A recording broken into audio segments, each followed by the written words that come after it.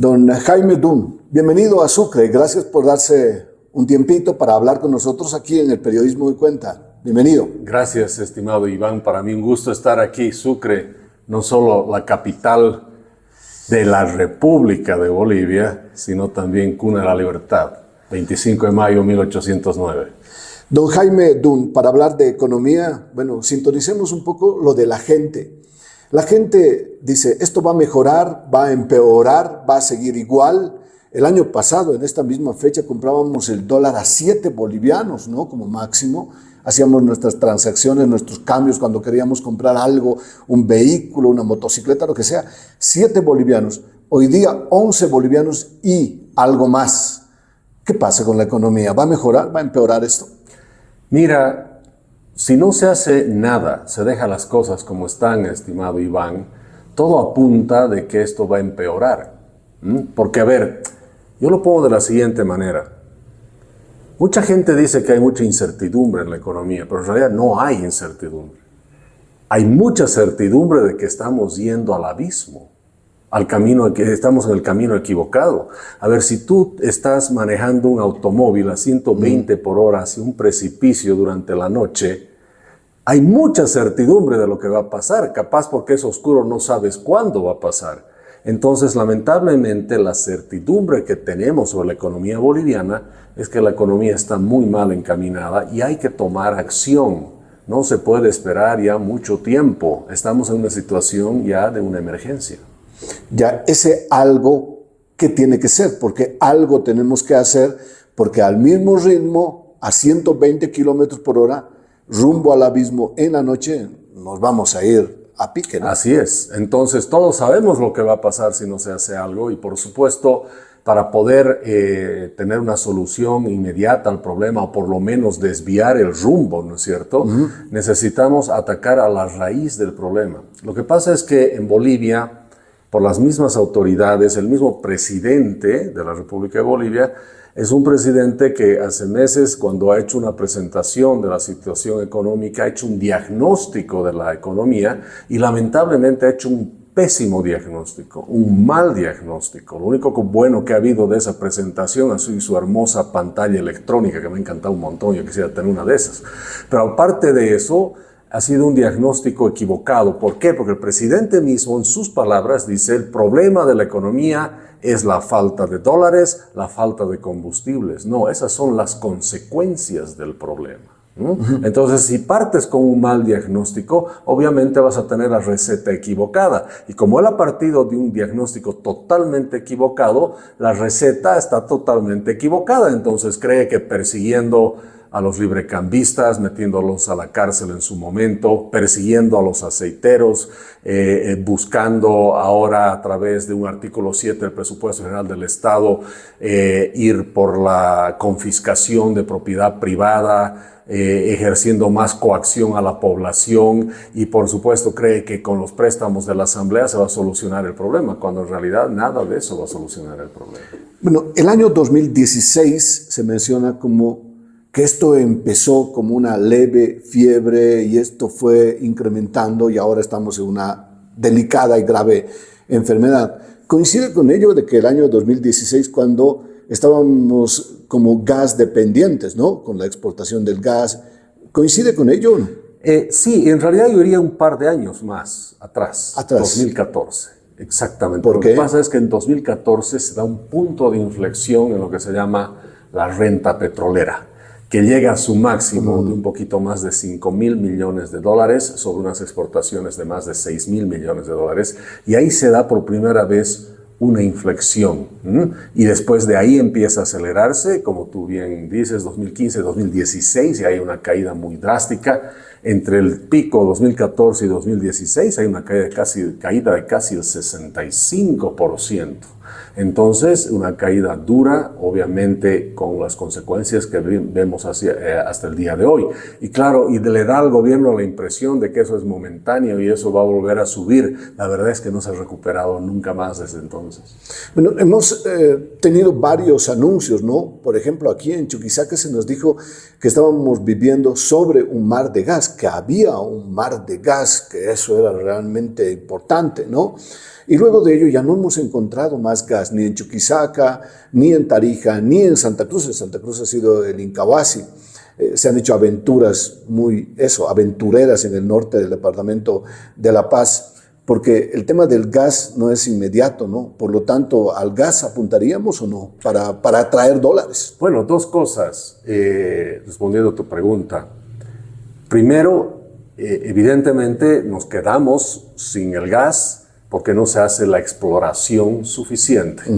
Ha sido admirable que este gobierno reconoce eso, pero ya el 2011, 12 se le decía que la exploración no era suficiente. Es decir, ha habido muchísima advertencia. Por eso yo digo, la economía boliviana tiene la particularidad de que es como un peatón cruzando la calle que ha sido atropellado por un bus, pero una semana antes se le ha avisado a qué hora, en qué momento y desde qué lado va a venir el bus, con un preaviso total y absoluto. Entonces, no solo que no se ha tomado la previsión necesaria, sino ha habido también negligencia en la función pública, porque no se hizo lo que se tenía que hacer y yo creo que eso hasta tiene responsabilidad de alguna manera. Pero el hecho de no haber hecho, obviamente, esa exploración nos ha dejado sin los recursos necesarios para seguir explotando el gas más adelante. Y por el otro lado, evidentemente, todo proceso de exploración hacia la explotación puede tardar de 5 a 7 años. Entonces es imposible que con Mayaya y todo lo que nos dice el presidente,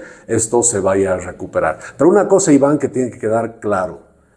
No es que se ha acabado realmente el gas en Bolivia. Hay mucho gas natural. Lo que se ha acabado son dos cosas. Uno, ¿no es cierto?, la astucia y estar en una situación clara y contundente de poder hacer la exploración suficiente. Eso es lo que se ha acabado. Y dos, lo que se ha acabado es la seguridad jurídica para sacar ese gas de debajo de la tierra. Por eso no vienen las empresas. Y por eso nadie viene a explorar en este país, porque no hay seguridad jurídica. Los mismos empresarios, emprendedores bolivianos se nos están yendo al Paraguay porque en su propia tierra ven que no hay seguridad jurídica. Bien, entonces, si la plata fue la salvación en cierto momento, luego fue el estaño, la salvación de los bolivianos, que Dios no nos ha abandonado, ¿no? El gas que nos ha sostenido, y ahora que será el litio. Mira, yo quisiera que no fuese así. Que no fuese el litio. No. Es más, los recursos naturales son esos recursos naturales y tienen que ser algo que apoya a la economía de manera adicional. No podemos seguir como país yendo de recurso natural en recurso natural. Claramente está escrito estudios durante muchos años que demuestran que los países con recursos naturales son los más propensos a quedar en el subdesarrollo. Por eso se habla en realidad de la maldición de los recursos naturales, ¿no es cierto? Entonces, no es que está mal tenerlos, por supuesto que hay que tenerlos, pero no debe ser la única fuente de creación de riqueza para nosotros. Es más, justamente lo que debemos pensar como bolivianos es que así como en su momento los recursos naturales nos dan un apoyo, no deberíamos depender de eso. Hay otras formas de crear riqueza y en realidad con los recursos naturales lo que estamos haciendo es redistribuyendo la riqueza que hay y eso se va a acabar, eso es finito, los recursos naturales son finitos. Tenemos que ir a una fuente de generación de riqueza eterna. ¿Y cuál es esa? La gente con su capacidad de innovar, de trabajar, de producir, de ahorrar, de invertir, ¿no es cierto?, de comercializar. Eso es lo que tenemos que hacer. Eso explica por qué hay países sin recursos naturales que pueden tener más riqueza que aquellos con recursos naturales. ¿Por qué? Porque crean riqueza todos los días. Bueno, la crisis se dice que es oportunidad, ¿no?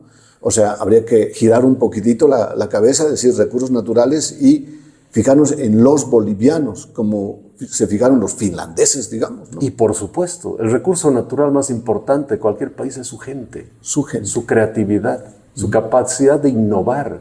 Y por eso lo que tenemos que hacer es tener un Estado que deje innovar, trabajar en paz. Que esa energía creativa y esas ganas de trabajar de cada ciudadano boliviano puede explotar, ¿no es cierto? Y quede libre, porque está hoy día restringido. Somos ciudadanos oprimidos. Si queremos hacer algo, hay que pedir permiso a alguien. Si queremos hacer alguna otra cosa, cuidado que viene la multa. Queremos hacer alguna cosa más, aparece el gobierno con un representante del Estado a decir que ya debemos multas cuando ni siquiera hemos empezado a hacer siquiera el producto que queremos producir, o ya debemos impuestos de cosas que ni siquiera hemos empezado a hacer. Estamos en una opresión y una represión constante los bolivianos, y tenemos que liberar todo eso para que nuestras capacidades, nuestra innovación y nuestras ganas de trabajar se pongan pues a trabajar. Bueno, varias personas, varios periodistas, por lo menos colegas míos, coinciden en que Sucre es la ciudad más bonita. Bueno, digamos, estamos en una de las ciudades más bonitas de Bolivia, por lo tanto apostamos al turismo, pero tardamos como 7 hasta 8 o 10 horas para llegar hasta la ciudad de Sucre vía aérea, ¿no? Entonces tenemos dificultades. Se come también rico, entonces se podía hacer un destino para venir, comer y después ya nos vamos, etcétera. El problema del transporte o el problema de los bloqueos, ¿no? Tenemos en el país más de 400 bloqueos al año, por lo tanto los días nos sobran para los bloqueos que por un tema y por otro tema, ¿no? Que usted ya conoce. Por supuesto. Qué complicado, ¿no? Claro, o sea, no solo que tenemos la represión y la opresión estatal, sino de los propios ciudadanos, ¿no es cierto?, que se creen que tienen todo el derecho de bloquear a otro ciudadano, y no se están dando cuenta que ese bloqueo no solo está violando las libertades de otros ciudadanos, sino está destruyendo propiedad privada y por lo tanto riqueza, porque ese camión que tenía que llegar a las 2 de la tarde de un día lunes no llega hasta el día viernes, ¿no es cierto?, con todas las pérdidas económicas que eso implica. Por eso tenemos que hacer un cambio total y absoluto a la forma que hacemos las cosas en este país. La generación de riqueza está escrita hace siglos, ¿no? Es bien claro lo que hay que hacer, es agarrar cosas de la naturaleza, de la cabeza, poder innovar, transformar las cosas en algo útil que se pueda vender, comercializar, y alguien va a ver en eso que es útil la posibilidad de satisfacer alguna demanda que tiene o algún deseo o algún problema que tiene, ¿no es cierto? Lo va a poder resolver con ese producto, y así se realiza un intercambio en un libre mercado con libres precios y con la libertad de poder comercializar. Esa es la fórmula de creación de riqueza y está escrito hace siglos. Lo que pasa es que tenemos impedimentos en la cadena de creación de riqueza, digo yo. El que quiere trabajar no puede, el que quiere invertir no lo dejan, y si lo hace puede ser que pierda su capital por la inseguridad jurídica, donde no hay respeto a la vida, la propiedad privada, las libertades individuales, y no hay seguridad jurídica, con seguridad que estás en un país perdedor, donde más bien no se crea riqueza y más bien se crea pobreza. Y ahí es donde está Bolivia, lamentablemente. Bueno, y el gobierno de la industrialización, que planta de fruta, que planta de transformación, hablaron en cierto momento de la planta productora de pollos también, ¿no? De carne de pollo, ¿no?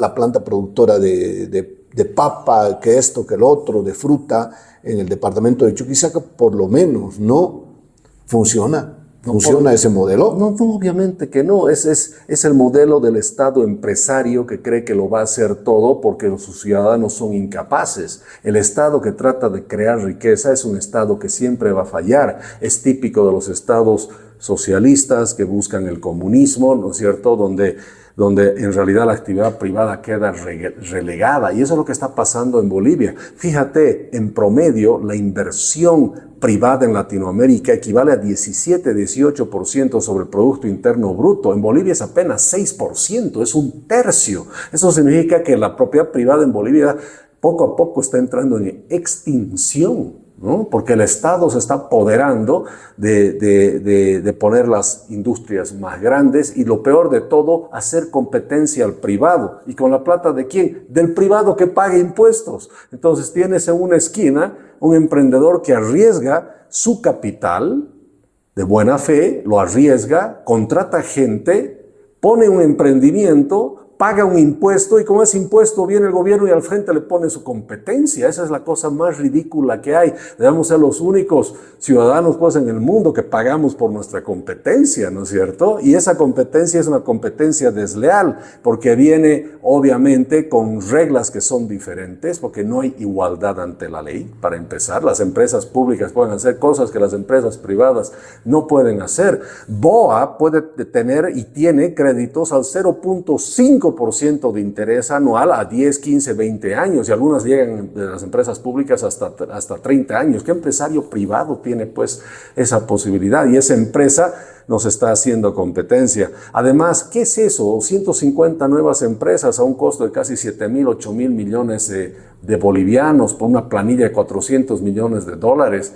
Ninguna de esas sirve. ¿Qué es empresa de industrialización en Bolivia? Bueno, estuve en Tarija, te cuento, querido Iván, hace un par de días y he tomado conocimiento de esta planta procesadora de naranja, parte del proceso de industrialización de Bolivia. ¿Qué tal? Bueno, resulta que esa planta, primero, está en un lugar donde no hay naranjas. Y segundo, ¿qué había sido industrializar la naranja? Había sido cortarla por la mitad y hacer jugo de naranja. O sea, yo me acabo de enterar que en mi casa todas las mañanas en el desayuno yo hago industrialización, ¿no es cierto? Y con una inversión menor a la que estos señores están haciendo. Pero son productivas, ¿no? Han rendido sus frutos, han rendido los objetivos, digo. ¿Qué objetivos? Algún diezmo ha debido haber por ahí. Obviamente han dado frutos para algunos, ¿no? Claramente. Y por supuesto para los cientos de trabajadores, ¿no es cierto?, que reciben un salario. Y por eso alguna vez que yo he discutido con alguno de estos jerarcas, ¿no es cierto?, del Estado, su respuesta ha sido: Jaime, es que tú te opones a la generación de empleo. Y yo decía, ¿cómo estoy oponiendo a la generación de empleo? Si yo quiero que más bien que haya empleo. No, es que si cerramos las empresas públicas hay que despedir gente. Bueno, para empezar, ¿para qué las has contratado? ¿Por quién contrata gente para algo que no sirve? ¿No? Y lamentablemente así está funcionando nuestro país. Hablemos un poco del colchón. ¿El colchón funciona o no funciona? Porque cuando uno pesca algún dólar por ahí, ¿no?, que va pasando por las narices, uno lo capta y lo pone al colchón. ¿Es un buen método lo que está haciendo la gente, el ciudadano común y corriente? Bueno, mira, todos somos agentes económicos, lo pongamos de esa manera. ¿Y qué es un agente económico? Aquel que busca la optimización de los recursos que son escasos, trata de buscar el menos riesgo posible y conseguir la mayor rentabilidad posible. Si usted hace eso, querido amigo, usted es un agente económico. Y le voy a pasar un dato más, es un capitalista también. Todos lo somos. Y no hay absolutamente nada malo en eso. Es la actividad más noble. ¿Por qué? ¿Por qué lo haces? Lo haces porque quieres proteger a tu familia. Quieres alimentar a tus hijos, quieres darle buena educación. Y eso se hace con ese tipo de actividad económica, siendo agentes económicos. Entonces deberías sentirte orgulloso de lo que estás haciendo, porque lo que estás haciendo es para beneficiar a otros, en primer lugar. Segundo lugar, tengo que buscar protección para mis bienes, para mi patrimonio en esa actividad económica. Y ahí es donde me aparece el colchón, porque lamentablemente no hay otra cosa. Antes confiábamos en los bancos 100%, ahora confiamos en los bancos solo en bolivianos, ya no en dólares. O sea, ya no confiamos en los bancos 100%, que quede claro.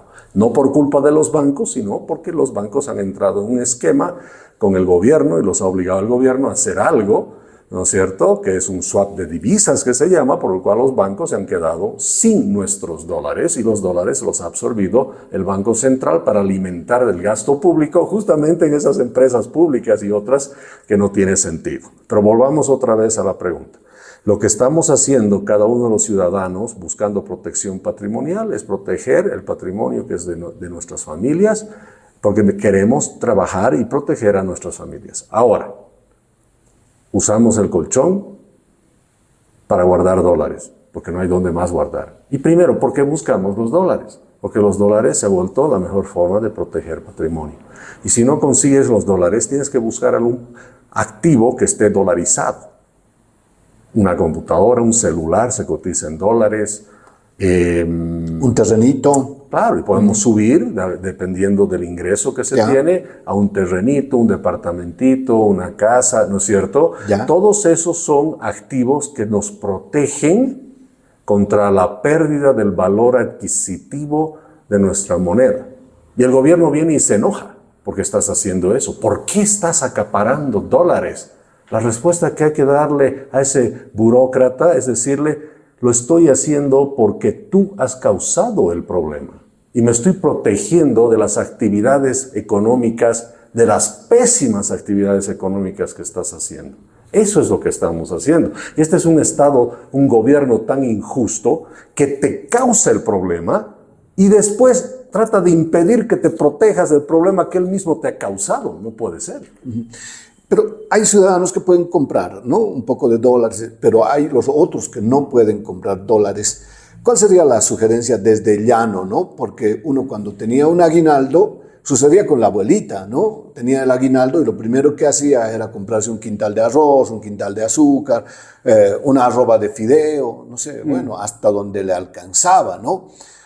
Comprábamos el arroz en 200 bolivianos, el quintal ahora debe estar en 600 bolivianos. Entonces, ¿cuál sería en la economía de a pie? Claro, ¿Qué hacer? Volvamos al tema del agente económico, ¿no? Cuando tú ves que el precio del dólar está subiendo, adquieres dólares. Eso es lo lógico. Cuando ves que algún producto está subiendo de precio, tratas de comprar lo más que puedas. Y lo tienes que guardar. Aunque el artículo 7 del Presupuesto General del Estado venga a decir que eso ahora es un tema penal. Pero la verdad, no lo debería ser, porque es lo lógico, ¿no? Cada uno va a tratar, ¿no es cierto? Si yo sé que este vaso de agua que vale 1, de aquí a una semana va a valer 2, trato de comprar la mayor cantidad hoy día, ¿no es cierto? Claro. Ahora, ¿está mal eso? Claro, alguien va a decir, no, que no estás pensando en el bien común, que no sé qué. No, a ver, el primero lo que estoy haciendo es, no es que quiero afectar al prójimo. Tengo que defenderme, tengo que protegerme. Entonces, más bien el que tiene que evitar que eso suceda es el gobierno. Otra vez, todos los males económicos son productos de una mala política económica. Y hasta donde sé, tú y yo no hacemos política económica. Ni siquiera es economía, es política económica. Porque, por ejemplo, lo que hace perder el valor del dinero es que el gobierno imprime más billetes. Tengo que tener cuidado diciendo eso porque ya dos procesos penales han tratado de iniciarme por decir eso, pero está imprimiendo más billetes. Entonces, si el imprimir billetes hace perder el valor de la moneda, un economista con 2 neuronas nunca tomaría esa decisión, al menos que sea un político que se mete a hacer política económica, y ese es el resultado. 2 elementos. La variación del dólar. El dólar debe seguir siendo fijo. En cierto momento un economista dijo, bueno, el precio fijo del dólar es un patrimonio de los bolivianos. Seguimos con ese patrimonio, variamos el dólar, ¿qué hacemos? Bueno, en primer lugar, claramente ya no es el tipo de cambio fijo y se ha zafado de ese ancla que tenía y ahora lo tenemos desagregado en 13 tipos de cambio en realidad. Ni siquiera es que hay un paralelo, hay 13 tipos de cambio paralelos. ¿Por qué dice eso? Porque cuando vemos, y es muy natural, cuando tienes prohibiciones de transacción de la moneda, se generan mercados diferentes, ¿no? Cuando debería ser un solo mercado. Entonces, he podido identificar que hay 6 mercados en realidad de la moneda, ¿no? Tienes el mercado del tipo de cambio oficial, que solo va a ser el Banco Unión, algunos de los bancos, las empresas del Estado, etcétera, etcétera, y el Banco Central. Tienes el grupo de las entidades reguladas, que tienen un tipo de cambio para el importador, un tipo de cambio para el exportador, juegan con las comisiones, pero al final eso se refleja en un tipo de cambio diferenciado. Por las tarjetas de crédito también tienes otro. Tienes después el tipo de cambio que ha generado la ASFIA, poner comisiones, techos justamente cuando es en euros, Cuando es en dólares, que es un tipo de cambio más o menos entre 7.20 y 9.20, que nadie usa, porque obviamente estamos muy encima de eso. Tienes el tipo de cambio de la calle, tienes los librecambistas, tienes el tipo de cambio, lo llamo boliviano eurosol, ¿no? Que si haces esas transferencias en el Perú, consigues otro tipo de cambio. Sí. Tienes un tipo de cambio diferente en las fronteras, el narcotráfico usa su propio tipo de cambio, el contrabando usa, entonces tienes diferentes tipos de cambio. Ahora, respecto a la pregunta del tipo de cambio fijo y el tipo de cambio variable, mira, este es un tema muy importante. En realidad deberíamos tener un tipo de cambio fijo. ¿Por qué?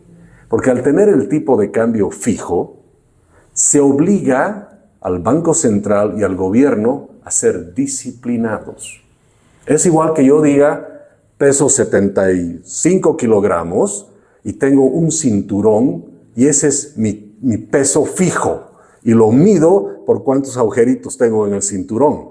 Si yo empiezo a no hacer ejercicio, a portarme mal, a comer cualquier basura, el cinturón me aprieta y el tipo de cambio, que es el cinturón, empieza a estresarse y algún rato explota. Pero explota no porque el tipo de cambio es fijo, sino porque estás comiendo mal, no estás haciendo ejercicio y estás obeso, igual que este Estado. Eso es lo que pasa. El tipo de cambio se ha disparado porque el Estado había estado gordo, obeso, flojo, ineficiente y encima hasta drogadicto parece que es. Bueno, Jaime Dunn con nosotros, la última pregunta, si me permite. La gasolina, el diésel, que ha estado faltando, en algunas regiones falta, los industriales, los agroindustriales se quejan de ello.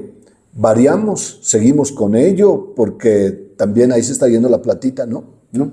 Mira, en realidad, estimado Iván, todo lo que es subvenciones y son subsidios, en el ámbito de la economía y la lógica de la economía, son cosas que deben de existir, pero en procesos y en momentos, en realidad, de alta necesidad y emergencia. Momentáneos. Guerra, epidemias.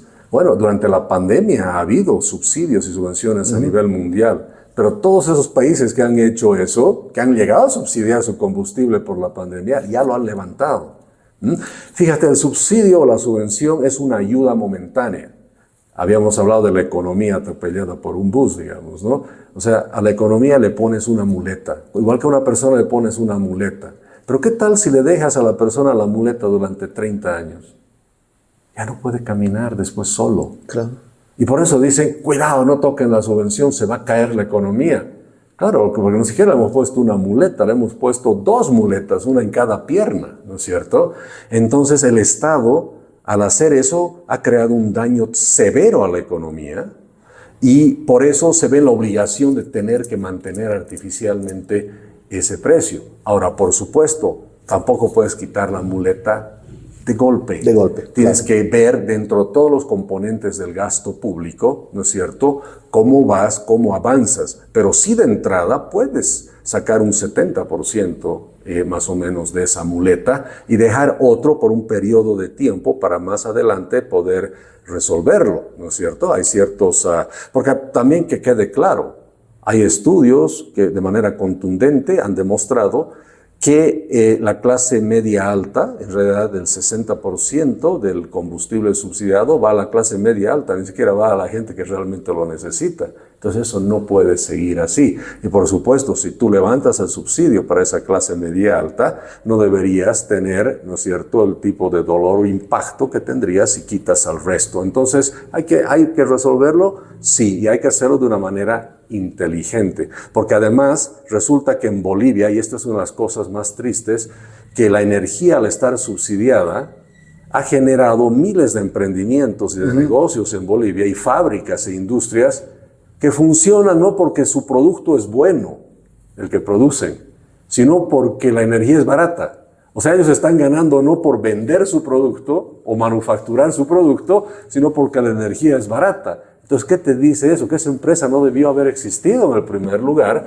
pero ha creado una ilusión falsa, el combustible barato, de que muchos emprendimientos podrían ser rentables en este país cuando nunca debieron haber existido.